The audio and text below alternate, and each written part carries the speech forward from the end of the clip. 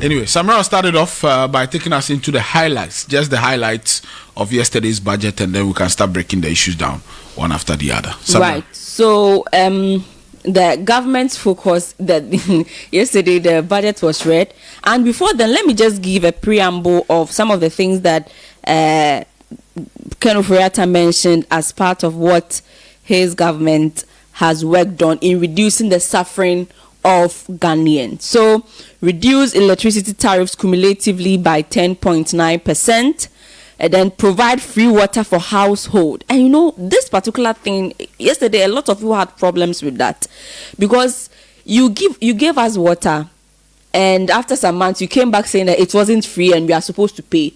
And then yesterday, you added to your budget and say that as part of some of the things that you did to reduce the sufferings of Ghanaians, you made sure that you provided free water. What exactly is the point of putting this thing there? You know, and capitation grants more than doubled from 4.5 Ghana cedi to 10 cedis. And then the establishment of NAPCO is one of the things they've done to reduce the suffering of Ghanaians.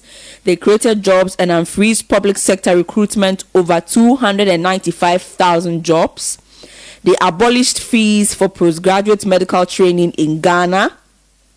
They exempted KIA from market tolls. And they offered persons with disability 50% quota for the country's toll booths, and expanded LEAP by 150,000 beneficiaries. These are 9 things that they did to reduce the suffering of Ghanaians. And also, go over. I should go over again. So, reduce electricity tariffs cumulatively by 10.9%. That is number 1. Number 2, they say they provided free water for household. Number 3, capitation grant more than doubled from 4.5 Ghana cedi to 10 cedis.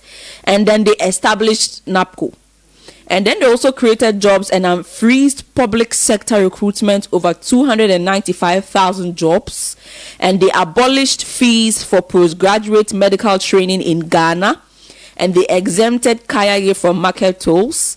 Offered persons with disabilities 50% quota for the country's toll booths, and expanded LEAP by 150,000 beneficiaries. So those are the things that, some of the things that Ken Ofori-Atta mentioned as pragmatic ways the NPP government has reduced suffering of the Ghanaian people and put money into the pockets of the Ghanaian people. Now, before then also, they mentioned the state of the economy before COVID-19.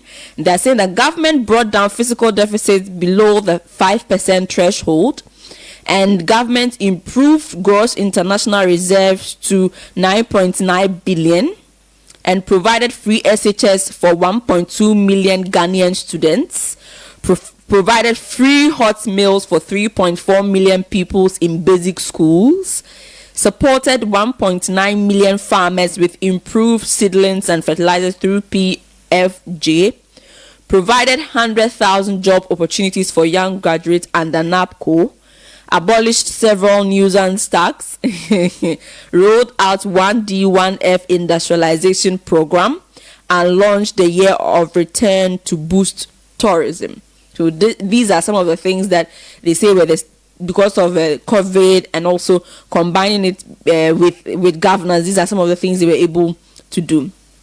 Now to the government's priorities in 2022, i.e. some of the highlight of what the 2022 budget is going to cater for, what government is going to focus on. Implement bold and credible revenue and expenditure measures. And because of, he says we are not in normal times, and so our normal times demand that we use radical means and ways to make sure that we have enough funds to carry out the projects we so much need as Ghanaians. Roll out innovative and comprehensive initiatives to improve access to finance, maintain flagship programs, and also advance digitalization agenda, and empower private sector to expand and create jobs. Sustain Obata and PAP program to revitalize and transform the economy, and promote skills development and entrepreneurship. Now, coming to some of the key things, especially the one under the Implement Bold and Credible Revenue and Expenditure Measures. The e-levy is one thing that has taken center stage of a lot of discussions and conversations about the 2022 budget. So a levy on all electronic transactions to widen the tax net and rope in the informal sector. So any electronic transaction you are conducting, if you are buying food online, Momo, even if you are betting, if you are conducting some financial businesses with your bank and all of that, and generally every other electronic transaction is going to be taxed, because they need such money to make sure that it caters for the road tolls that they've abolished, and so Ghanaians should cooperate. Also, the e-levy covers electronic transactions on mobile money, as I said, bank transfers, payments, and inward remittances at the rate of 1.75% shall be borne by the sender. And transactions that add up to 100 Ghana cedi or less per day, which is approximately 300 per month, are tax exempted. Now, the usage of the e-levy for entrepreneurship, youth employment, cyber security, public transport, digital and road infrastructure. So these are some of the things that the e-levy is going to cater for. Entrepreneurship is going to be a funding factor for the Youth Start initiative that government will launch soon, and also it's going to create youth employment, because if the money goes into the Youth Start, that is supposed to give young entrepreneurs some financial support, mentoring and guidance, then it means that we are going to increasingly have some level of youth employment. And so directly or indirectly, that is what the e-levy is supposed to do. With cyber security, they are going to make sure that they get all the machineries in place to make sure that these things are things that the government and the nation prioritizes. And then digital and road infrastructure. So if the tolls are abolished, it means that all the road infrastructure or any other infrastructure that is connected to transport is going to have to be funded from the e-levy taxes that this government is proposing, which will be argued in Parliament, and if passed, will come as a form of implementation. And then also public transport, rightly as I said, is going to one key thing that people would have to appreciate, because that is the only way that the roads and all other infrastructure are going to be fixed. And also away from that, to one of the key things that, because of the utterances of the Minister of Agric in recent times, people were concerned about the flagship program of Planting for Food and Jobs. So let me give you some statistics from that sector. The MPP's flagship program on Planting for Food and Jobs distributed 31,000 of improved seeds to farmers, and also 259,000 of various fertilizers distributed to the Planting for Food and Jobs beneficiary farmers, and also develop 100 acres of farmland at Gojope and Janga for rice production. Okay, so away from that, let's also look at some of the state of tax payments in Ghana. So out of a total population of 30.8 million, only about 2 million pay taxes. So an approximated number of 28 million people do not pay taxes. So the 2 million people that pay taxes directly have to shoulder the economy, because the rest of the 28 other population do not. But if you are breaking it down to adult population and also a working population, then the numbers will reduce. But that is to say that quite a number of Ghanaians are not, in fact, a majority of Ghanaians are not paying taxes. And that is why it has become an issue, because the people who are already paying, government is giving us more.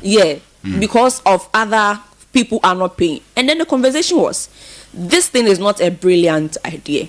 Right. Because already if someone is not paying, find means and ways to get them to pay. Into the net. Yes, you don't come and say, oh, because you are paying, continue to pay and more. It is easier to do so. You might think that is a brilliant idea, but it is easier because you are already paying. You have your details, so just add this one to it. Yes, but it is going to be very difficult, and it will take a lot of discipline. It will take a lot of political will to make sure that all these people are roped in. But the average politician, hard work, some of these things are things that they are not too difficult for the so they rather go with the norm.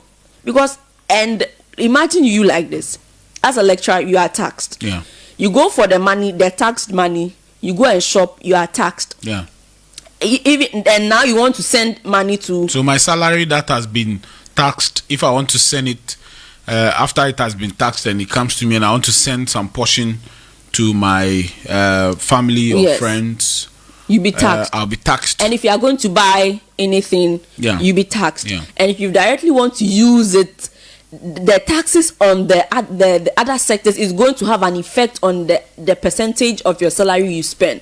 And so if you are working, if you are someone in the middle class that you have been captured under this particular system, it means that you are working as a taxable ornament. Because every day, every aspect of your life is taxed, and these are some of the things. If someone mentions your name, crowd, you tax. You pay tax. We are lucky that the oxygen, fortunately for us, is not something that has come up for discussion for any tax. So now these are the number of corporate taxpayers. 45,000 entities are registered over all businesses, everything in the whole Ghana. 45,000 registered entities.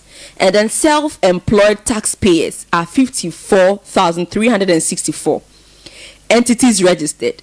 And I think this number is way below because almost everyone is a CEO, especially on Instagram. So I don't know why just only 54,000 of these people are registered. Elon will tell you why. You go ahead.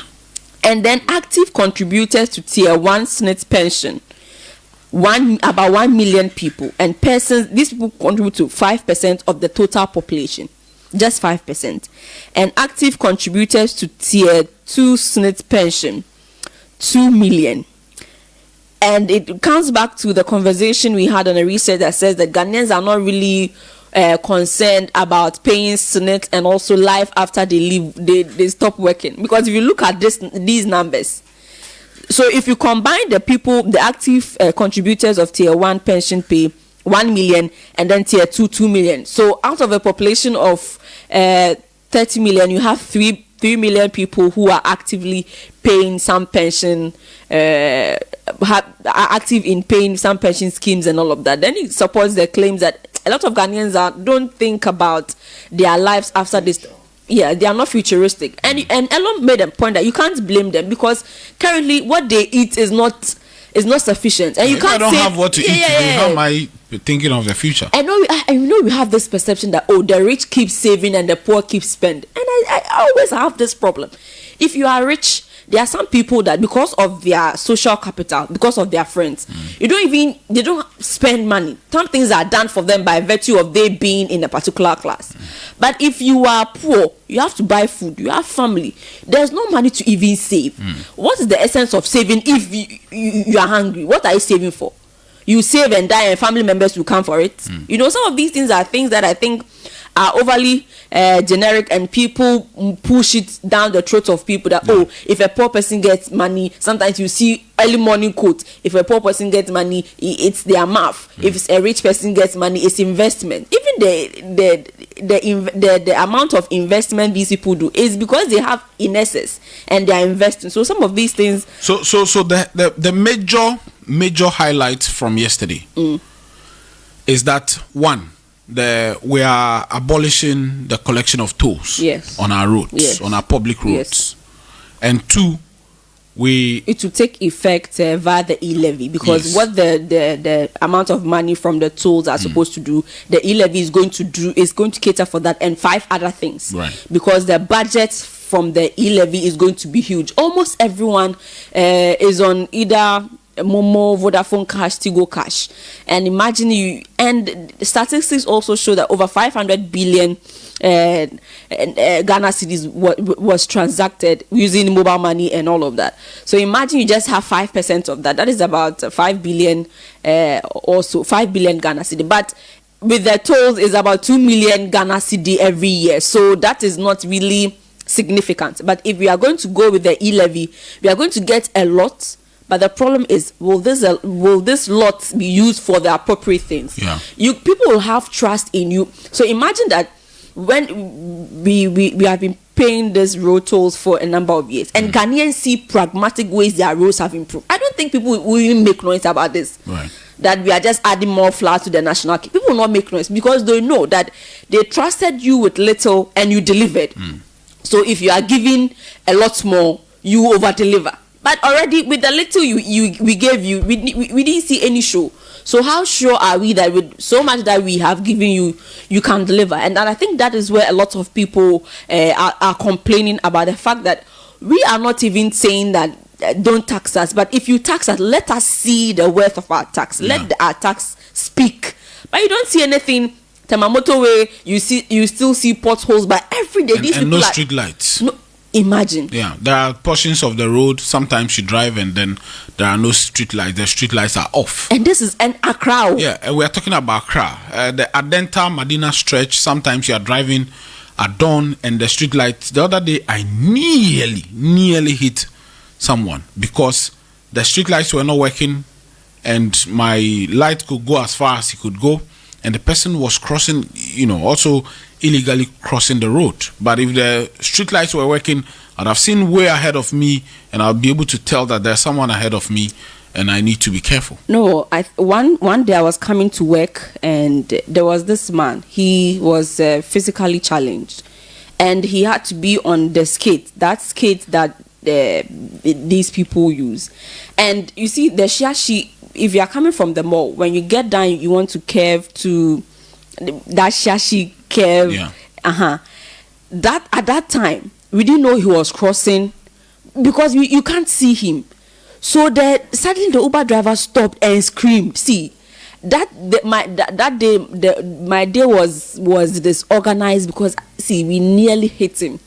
No street lights. Nothing to show that someone was crossing because you can't even see. So it is very dangerous to even drive at night because you can barely see. And for some of us, even in the afternoon, seeing is a problem. How much more in the evening where you don't even have street lights? So people are saying that, look, it's not even about the taxes. It's about the fact that some of these things we just don't see any right thing that you have done. And this is Accra. If some of these things are not in Accra, you don't imagine to see them in other regions. Yeah. Because this is Accra. A lot of they are saying that a lot of people who pay taxes and everything are even in Accra. Yeah. So 80% of taxes for the country come from Accra. And yet Accra, some of these basic things, street lights, roads. Yesterday I slept in darkness. My lights were out. Anyway, so we'll pick the two major highlights and then digest the issues. So we'll start off from the toll booth. Yesterday, some of the reasons that were given for the toll, beyond the fact that it doesn't rake in that much revenue, is that there is some congestion around the toll booth. So there is heavy traffic around the toll booths, and he also said that sometimes that particular traffic and the congestion and all of that affects climatic conditions of that particular environment. If you remember one of our shows, we spoke about the fact that sometimes you spend about 30 minutes or 20 minutes in traffic only to go and pay 50 pesos or 1 cedi or, depending on 2 cedi, depending on which vehicle you hold. Some of us 50 pesos and, others like a lump. And I get that if you don't have it, sometimes you're not allowed. No, you're not supposed to be allowed if you don't have it. That's it. You are supposed to pay the toll, and it is compulsory. And people spend a lot of time in traffic. Look, one of the reasons why the Kasua, toll around the Kasua toll is always jammed, is because of the toll booth. And so we if you remember, we made an alternative on this very show. I personally said that if there was a way they could put the toll on maybe the the roadworthy sticker. When you're going to do your roadworthy we can have a flat rate, which would be like an insurance. So let's say 50 Ghana cedis, because the last time I traveled to the Volta region over the weekend, I was in the Volta region. I spent 8 Ghana cedis in and out on toll alone. I paid 8 Ghana cedis, and maybe in a year I may do about 5 or maybe 6 of such travels out of the capital city where I would have to pay toll. And so if you do the rough figure and you put it at say 100 Ghana cedis or even 50 Ghana cedis per head across the entire nation, and say that whenever I'm going to do my roadworthy sticker, you put that particular toll money there so that you clear the toll booths that have become nuisance and have become traffic trapping points, then of course that would have been a very brilliant idea. So one part of that suggestion has been implemented. The toll, we understand, even though the budget has not been approved, the Minister for Roads has already ordered that they stop collecting the tolls. And this morning we have information from Amasaman Toll, for example, the Amasaman Toll booth, for example, where they have stopped collecting the tolls. The people who collect the tolls have some concerns. We may go into that very conversation tomorrow morning because we don't have enough time. So that particular leg of the issue has been fulfilled. Then all of a sudden, that has been slapped onto another form of tax, which the government argues is going to rake in some more revenue. Now, if you were in a car, going to apply, you're in a commercial vehicle. Let me say the vehicle has about 20, 15, 10 or 5 passengers in the car. All of these 5 people come together to pay 50 pesos for the car, depending on what car you're driving. So the driver pays 50 pesos, and of course that is a charge on your TNT. And so you have 5 people paying only 50 pesos whenever they cross.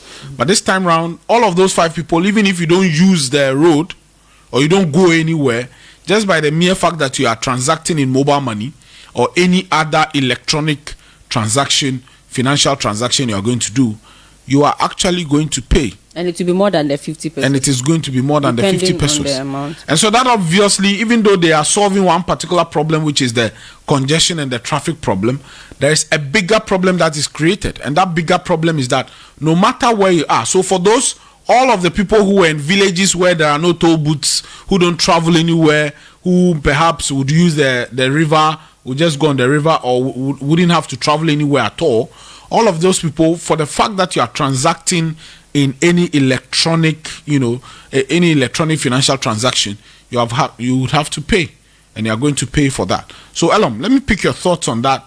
I love the idea that the issue of congestion is gone.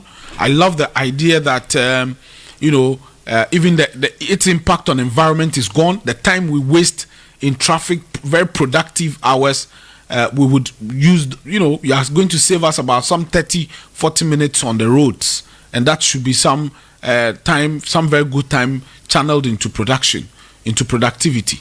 But a bigger problem has been created. Let me pick your thoughts on that. Well, everywhere you move to in Africa, elsewhere, motorists or drivers pay road tolls. It is a standard everywhere, and it's one of the major sources of revenue for road construction. Now, what these people have found to do, a way to go around the congestion that we continue to complain about, is the use of electronic toll booths. You won't go, even Ivory Coast here, Cote d'Ivoire, you won't go and find people in small kiosk stretching their hand, sharing Corona, taking 50 pesos one cedi. They don't do that. The moment you get there, you slot your money and the thing gets up and you're gone. No one is looking for change of 50 cedis or 10 cedis or whatever for you. So there is limited congestion. Number 2, anytime you're approaching a toll booth, the lanes diverge into multiple lanes, as many as it can be done, so that the time taken on those stretches are small or are reduced. That's number 2. Number 3 is that if you are traveling in very advanced democracies, highways do not pass through the main towns. they pass on the outskirts of the town. So if you are going through Accra to Aflao, where the road cuts through all the major towns, the road could probably be constructed along the coast, where you would hit the coast and drive straight, just like the way the beach drive is. That beach drive, you're on the beach drive, you would find that the road is fast, it is moving, because there are no major areas or centers or townships are not there, and people are not living there. So the time taken is really, really low. Unless you are driving within town, then you would have this problem. So ordinarily, any proper government wouldn't do the Accra to Cape Coast Road or Takoradi Road the way it was done, where it is cutting through Kaswa, it is cutting through Winneba, Cape Coast, then you drive through Elmina, you get to Tadi, then you move on to Cape Coast. No, the road will be done outside the main towns. So first of all, it is not actually a replacement to say that you are solving congestion. The congestion on the Kaswa stretch is not only around the toll booth. The moment you get out of there and climb the Kaswa overhead and descend right through to Bujumbura, and if you're around the Gomwa area there, Ewutu area there, there's so much traffic around there. So what then? The people rush out of the toll booth and park within that particular stretch. Anytime you are using there, just check your Google Map. You will see the red within that particular depression. The moment you descend through the toll booth, you climb the overhead and you descend. That is where the park of the traffic is. So clearing toll booth people thinking that it's going to ease congestion. But the toll booth is part of the traffic. It is part of the traffic, but it doesn't solve it. You're only shifting it from one end to another, because the road gets narrowed at a point. After the toll booth and descending the overhead, the road gets narrowed until you get to Winneba. So that is what it is. It's not as if the road opens up until you are driving away. On the Chopoli, Chopoli, the Accra Aflao Road at Chopoli, those days there used to be no traffic around there. But now, if you are going to Aflao or Accra in the morning, Saturday morning especially, where there are lots of funerals at home, people are traveling there, Chopoli, if you get there by 8 a.m., the traffic there, and that particular traffic situation is purely attributable to the toll booth. So we may talk about Kaswa and say that if you live there, you are entering another. The point is, you would have reduced some amount of traffic or some amount of time you spend on the way anyway. How about the Chopoli? Dodowa, the Dodowa Accra or Dodowa Delta Road is also another traffic den when you are around the toll booth. No. And you can spend so many. I've explained. Right. If you get to Chopoli and you have 10 to 15 booths, it is not difficult to expand the road when you are getting to the toll booths. It will reduce the time more than half and clear any police barrier over there. Right after the toll booth, there are policemen over there taking 1 city, 2 cities, harassing people. They also, because there's nowhere else to pass apart from the toll booth, you go for it, you park on the side of the road, and it's also another congestion. Almost every toll booth you get to, there are police people there. When you get to the Dodowa toll booth, police people are there in the evening. And the toll booth is just 2, serving a congestion that stretches from, and there's the new Port Belly. The traffic begins from Port Belly Shack. You drive on that road until you get to the toll booth, and it eases after that. How then is it easing after? It means that the toll booth is contracting the traffic. So can't we find, rather than using the toll booth and we must go and pass through something, can't we find an alternative way of still paying the toll? Which is one of the suggestions I gave, that you can just calculate the average payment and make it like an insurance, so that if you are going to do your roadworthy sticker, they put a certain amount of money on it, which means that you can go more than that money, or you can go less than the money in a year. Can't we find that as an alternative rather than necessarily mounting something somewhere? It already exists. University of Ghana. It's not the same thing they do. You have a card. Yeah. For a full year. If you want to access the gates through the main gates, you just get there and there's no traffic there. Mind you, University of Ghana is 40,000 people. University of Ghana is 40,000 people. Population. The population is not the people on this campus. Hold on. Yeah. But that includes, people who go to school in the regional capitals and all of that. Tamale and all of they all make. What's the population on the main campus? No, we don't have that statistic. Okay, no problem. Even if we assume that half of that number, 20,000, and I want to also believe that the campus would hold more than 20,000 people. Let's assume 20,000 people is on the main campus. And how many of them will be driving? And 10%. Let's just use 10%. Is driving. Yes. So that's like 1,000, isn't it? That's 2,000. That's 2,000 people with cars. Hardly would you find traffic because they have many gates. 4. The main gate, Okponglo, is free already. You can use the North Legon gate or you are using the Gimpa gate. So people or motorists are not using only one gate. So even small University of Ghana has 4 toll booths or 4 gates that allows access. And there's also another 5th gate you can appear before the Ghana Standards Authority. There's another gate there where you get out and before the Sheldon Ghana Standards Authority. But that one doesn't have a toll. No, but there's a security man over there. Okay. If you don't have the sticker, you can't use there. You get it. So these people have found a very nice way of ensuring that entry and exit is not limited to only 1 or 2 main gates. It prevents congestion because there are a number of cars that access that particular campus every single day. Because it's not only in the university, there are banks. There are close to about 10 banks on that campus. There are eateries, people drive in, buy food, they go back. There are shopping centers, the night market serves environs. People come in and go out. There are taxi stations parked around there. There are drivers within a campus, outside the campus. They have been able to manage that. You go to Chopoli. This is the main Accra.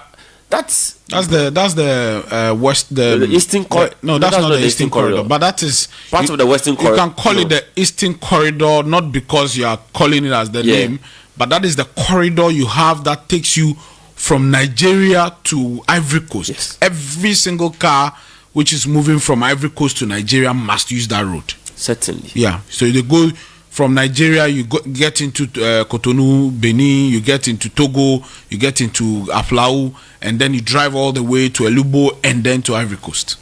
And there are cars that do Lagos to Ivory Coast. So if you get to Chopoli and you are giving me only 2 lanes, 2 toll booths, what are you expecting? It's just 1 lane anyway. What? Just one? Yeah, one in, one out. And you don't want to be in traffic, and after that the police is stopping you. So take it off. Take it off and give us or an you alternative. Expand it. Yeah. Now, you see, the reason why I have a problem with the alternative is the overburdening of the taxpayer already, who is already paying tax. Yeah. Because I'm paying more than I'm supposed to be paying. And it also goes to affect other things. The entire business climate, it is affecting transaction, it is affecting our roadmap, our goal, our decision of building a cash-light economy. No, well, I can tell you that this particular decision to impose a tax on mobile money will be reversed very soon. The NDC says they are going to make sure they don't approve it. They are going to fight it and make sure they don't approve it. This is not about, you see, the NDC should go back. Oh, how? It is not even about the NDC. But they are the ones who debate and approve. No. They are the ones who approve the budget, and they have equal numbers. No, what will happen is not the legislation. If I have money and I say I can't pay the charges, meet me here and take it. What has NDC in Parliament got to do with how I decide to transfer my money to you? If you're Charlie alone, can you send a Charlie? You have to drive to the house, or I am paying no charges. Because if I'm sending heavy amounts of money, because people who write for me, I pay them. I don't go driving to their homes and giving them money in envelopes. So if every day, last night when I was coming home, somebody wanted me to do something for them, 2 different people. So I need to look for 2 different people for them to handle this. It means that I'm going to pay 1.5%. So now it's 2.75 pesos to 2 people. And the very worrying thing is that my salary, for example, when I receive my salary in one of my accounts, I transfer it to my mobile money so that I can do all of my petty transactions. Yeah. But that particular transfer from my bank account to my mobile money is now going to be charged. Mm-hmm. So you pay the tax there. Mm-hmm. And whenever you send it from the mobile money to somewhere else, you're paying. Look, the best thing I'll do is to go near any ATM and remove the money. Yeah, but I have just said it. So there will be a reversal. And now, you see, for people who have money, 20 cedis or 10 cedis charges nothing for them. Because these are people who have 10K, 15, 20 in their account already. So it is not a problem. Like you. But the farmer who is being paid now, because these 4 smallholder farmers are now on platforms where the moment these organizations buy the grains for them, they transfer the monies to them through mobile money. I know one gentleman, Francis Obikran of Agro Center, who is almost always in the north and buying the grains from farmers, and he has even got EcoBank on board, and they have created a platform for these farmers. Now, what then? The repercussions of this is that it's either he's going to increase the cost of the grain per sack, because if he's going to pay 100 farmers and he's going to pay 20 pesos more on each 100 Ghana cedis, so the amount is not fixed. The more you send, the more you pay. Because the mobile money amount is actually there's a ceiling. Yes. So that one is 1% for anything 1,000 cedis and below. Yeah. But 1,000 cedis and above is 10 cedis. Yes. So if you are transferring 5,000, 10,000, whatever amount you are transferring, the amount is 10 cedis. But now when this tax comes, you transfer 10,000, you are charged. So for those who are in big businesses, like the money you gave me the other day in my bank account, you wet the bank account the other day. Yeah. So if I was transferring the money today, the charges will be more than what you took the other time. So the next time, I would ask you to come for cash. Yeah, we'll go to the nearest ATM and pull it up. No, yes. And the armed robbery is going to increase. You see, we don't think. And one tax expert is saying that if you want to do these things, you need to do a broader engagement. You don't just get up in your sitting room somewhere and decide that, oh, people are doing mobile money projections. I've got that there will be it will rise to 500 billion. So globally, so let's tax it. And you are not taxing the property rates. People are silent. We have properties springing up all over the place in the capital city. All over the place. High-rise buildings, apartments. Everyone is building something. Shops, residential, non-residential, every single place. So the laziness of this government and the short-sightedness is that they think the only way to tax people is to tax those at the lower level, those who are already running aground. They are already down there in the doldrums. See, no, if you hang around big men, big women, they don't do mobile money.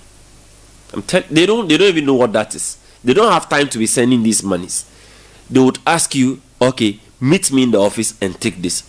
Do this, come to the office, meet me here this time around. Take a check or a cash. They don't do that. So those who these things will affect. It's you and I. Yes. Hey, sorry, it's me and Samira. You understand? So issue here is that consistently there is serious classism. This is a class issue. Because if I own property and I cannot say that, all right, today we are saying that anyone who owns property in prime areas, we are slapping a property rate or flat property rate of 2%. So if we come and the property is worth, let's say, $1 million, and these days we are quoting the money in dollars, $1 million, and you have about 5. We slap a 2% charge on that $1 million, and every year would come around and take our 2%. Would that not increase revenue?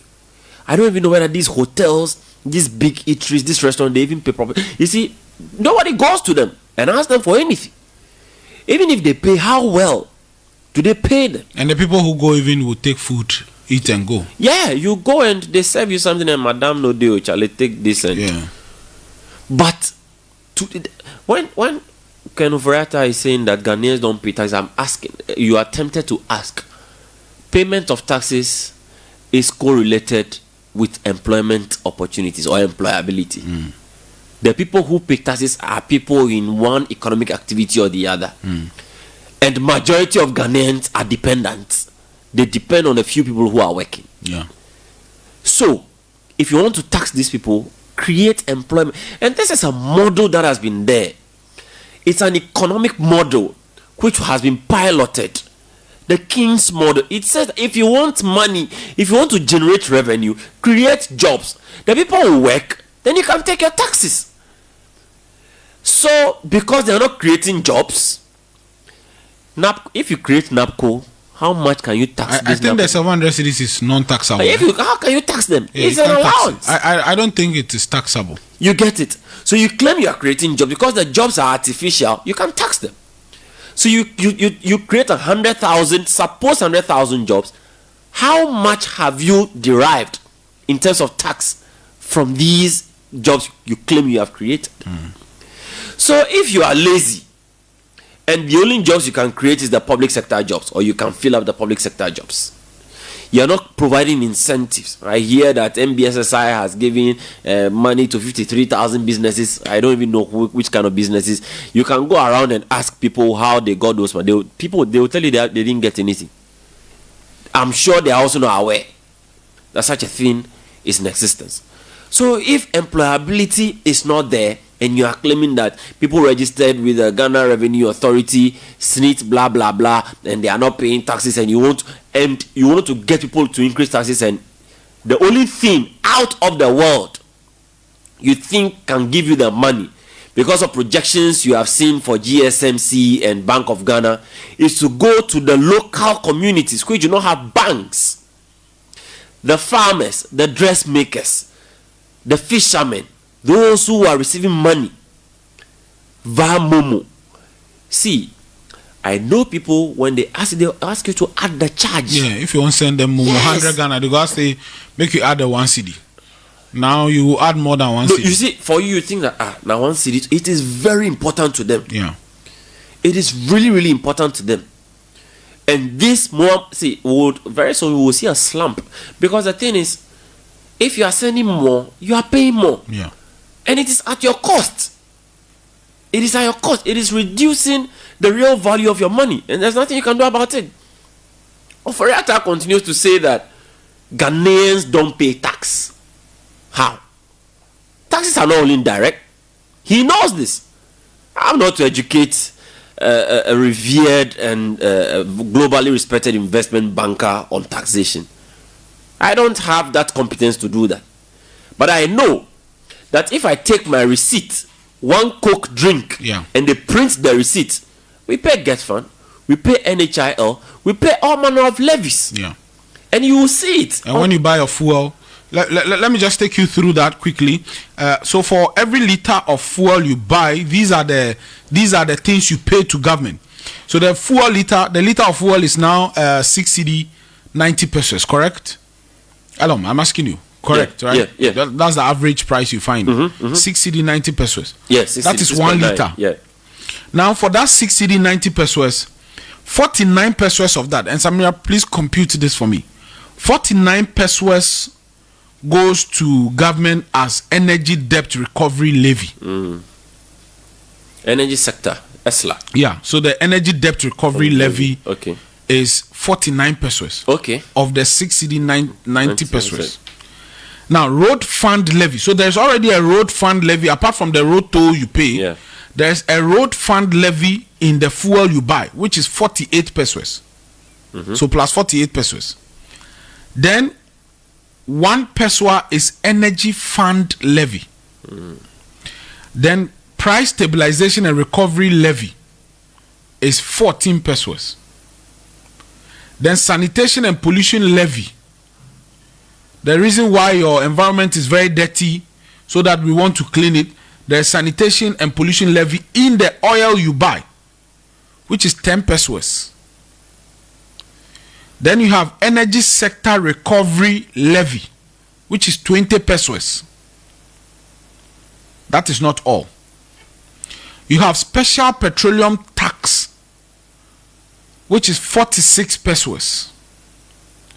Then you have primary distribution margin. Some of the things you don't know what they are, but they are taxes in the fuel you buy, which is 11 pesos. Then there is burst margin, burst. So we are paying for burst. That one is 9 pesos. Then there is fuel marking margin, which is 5 pesos. Then there is marketers margin, which is 46 pesos, 46.13 something pesos. And then you have dealers, and which is retail and operators levy, which is 31 pesos approximately. So how much is that in all? 4 cedi 3 pesos. Yes. So 4 cedi 3 pesos of the 6 cedi 90 pesos for every liter of fuel you buy is going to government as tax. So 6 cedi 6.9. So 6 cedi 90 pesos minus 4 cedi 3 pesos. So if you buy every liter of fuel today, 4 cedi 3 pesos is going to government, and only 2 cedi 6 pesos is going to the fuel seller. Before the fuel seller will now come and pay corporate tax from the 2 cedi 60 pesos, would come and pay salaries, cost of production, cost of getting the fuel, and so on and so forth. All of that slapped, and the hardship the fuel seller himself is going through, all of that slapped in the 2 cedi 60 pesos. Which means that if not for the huge taxes the fuel people are actually paying, their 2 cedi 60 pesos should have been lower. Yeah. So let me recount this, and I want our listeners to understand this. When this government told us that they are going to move this economy from a production economy to from a taxation economy to a production economy, this is what they meant. And these are the taxes you pay. So the fuel you are going to buy today, if you buy fuel, so that, if you do the computation, 2.6 divided by 4.3 by 100, it's almost 62%. So if you do the computation, about 60.4% roughly. So if you do the computation, what it means then is that if you buy fuel today, every 100 Ghana cedi you are buying, over 60 cedis of the 100 Ghana cedis is going to government as tax. Charlie, this is like choking. It is this figures Sefa saw, and then she did a song. Ichoko.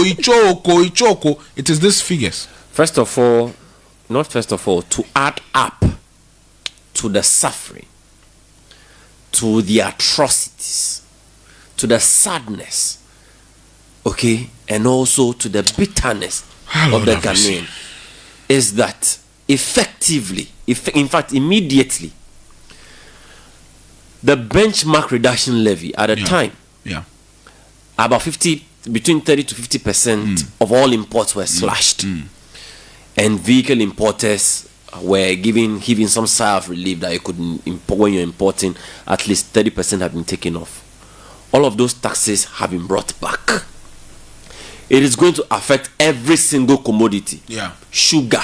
It will affect sugar. Anything that is brought in. So people should get ready for the Christmas. Because we don't produce anything. We produce virtually nothing. No. Yes, that is true. But then again, our prices, our costs, import levies at the port were way too higher in the sub-region. In Ivory Coast, in Abidjan, in Lomé, and even in Dakar, we pay much more. Why do people go and buy vehicles in Lomé? And pass it through Lomé. Why? You pay way too. Your import levy is higher than the cost of your vehicle.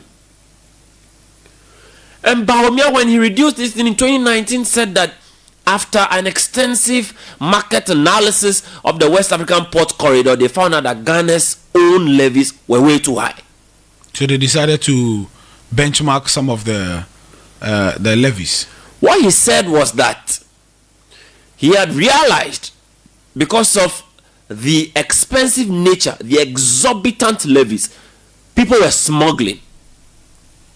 So instead of using the ports over here, because of that they won't use it, they were using other ports. Yeah. They wanted to increase revenue, so they will reduce the levies to serve as motivation for people to want to use the ports and not smuggle. In 2 years, we are back.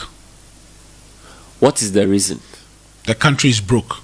And Elom, to wrap up, one of the reasons, and I want our listeners to, you see, I have told you that this very show, we are not here to do NDC MPP. No. 3 of us seated here are well-trained journalists.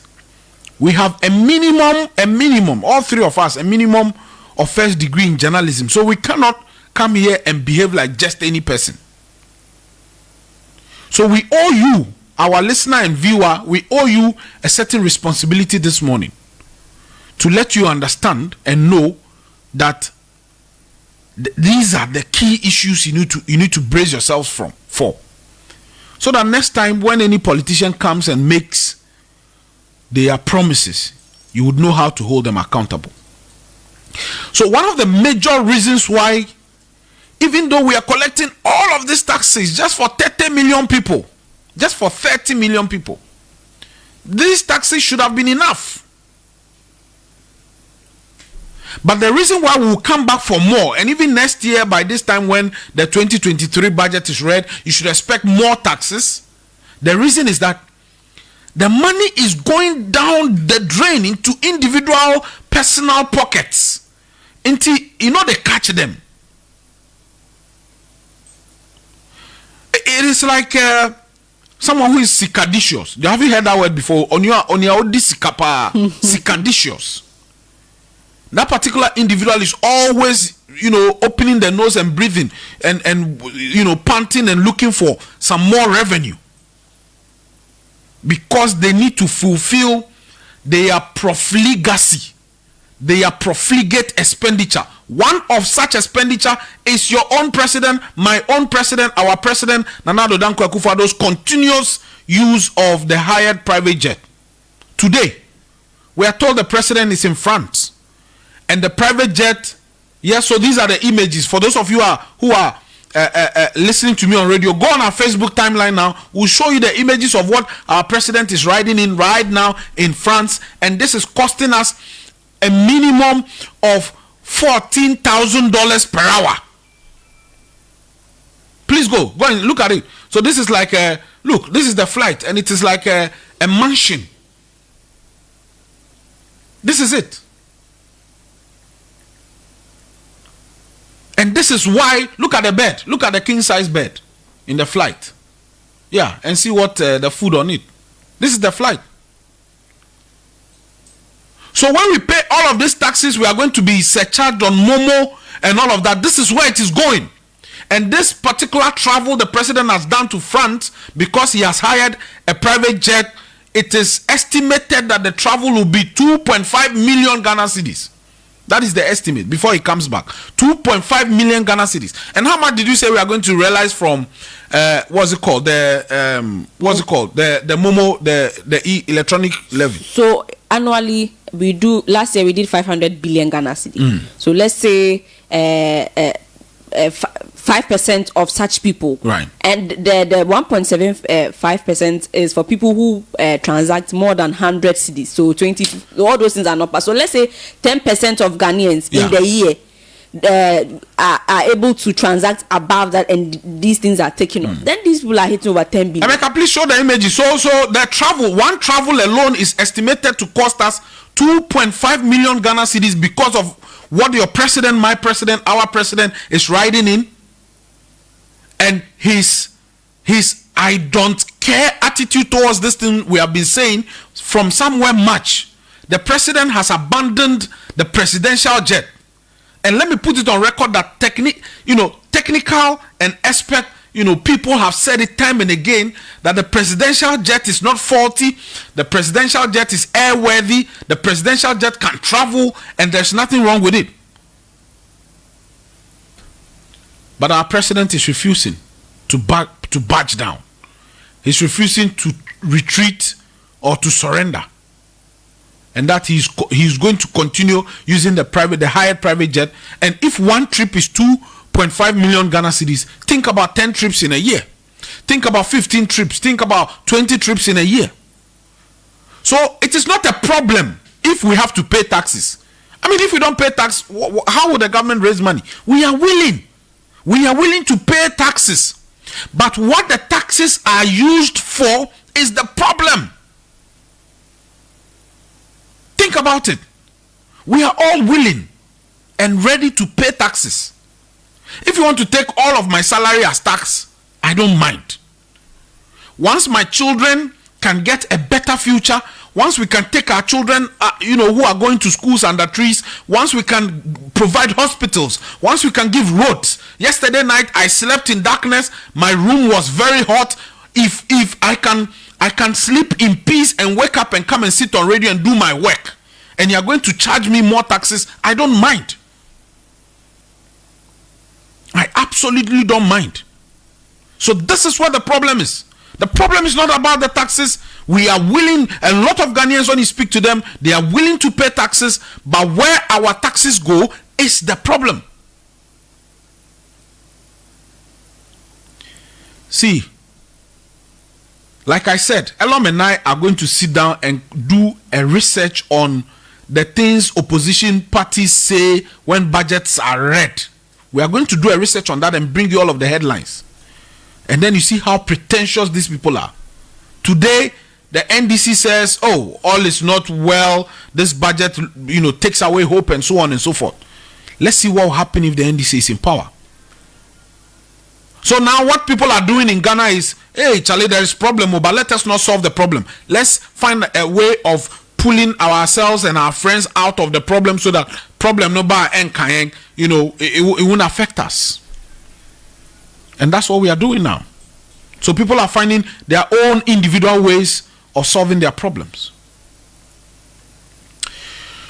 Unfortunately, my time is up. And some of us are very sad that we find ourselves in this part of the world where the politicians don't care. And young people like us, who should know better, have become the tools of these politicians. We are giving money. We are giving, when I steal 30 million, I'll give you just 5 Ghana cedis or 1,000 Ghana cedis out of the 30 million and tell you to go and insult people on Facebook and insult people on Instagram, chase people, attack people, and share our videos and so on. And you are not reasoning, so you are going about sharing it. You don't know that they are toiling with your future. If I steal 30 million, I can give you only 1,000 Ghana cedis out of the 30 million and say, go and insult people for me. And that's it. You are gone. You wear your shoes and you wake up in the morning and that's it. You get out there. While you and I pay taxes, it is for me to let you know that the Ministry of Finance continues to give tax exemptions to big men and big women in this country every day. Yeah. V8s are cleared free of charge or at a reduced rate. People are bringing in materials every time at a reduced rate, and they are giving them 60-70% tax exemptions. But the old woman somewhere in Zabzugu, Hohwe, Agbozume, who is taking just 100 cedis, should be ready to pay some more money anytime they transfer or receive money. Folks, let me say a big thank you to all of you for doing the listening. We'll pick a few calls, and I know my messages are buzzing, but I'm unable to read all of them. I'll try and read some of them. Yesterday we took DJ Sticker's time. Today we shouldn't treat him like that again, Unfortunately, just lots of issues to talk about. This one says, good morning, Statecraft. The way things are going today in this country, illegalities will definitely be very much rampant. The suffering is way too much. I have up to 4 businesses, from scaffold renting to barber shop to Uber cars. Yet my brother, the suffering is hell. It is hell. All they borrowed and all the taxes, what is there to show for it? Absolutely nothing. Wickedness is way too much. You send that one in. This one says, wow, we keep learning. Good morning, Noel, Elom, and Samira. Thank you so much. This one says, please, if it is possible, play this to your listeners. All right. Unfortunately, our time is up. This one says construction works where workers are paid per day from contractors or foreman. Just imagine the amount on each transfer to the laborers and other workers. Charlie, some of the messages will break my heart. Let me read some from Facebook. This one says, Eyim Ano says, hello, Mr. Nuchuga. I am Godfrey from Choco. In short, I want to say you and your team are doing a great job for Mother Ghana. I love you so much. And he says, I love my wife. Bismarck Abiero says, we don't die finish. Alataman says. Amos Ajin says, Mr. Nuchuga, some of us like what you're doing. Move on. Thomas Sankara says, now we are paying tax on Momo. King Aija says, I would like if you can go over it tomorrow.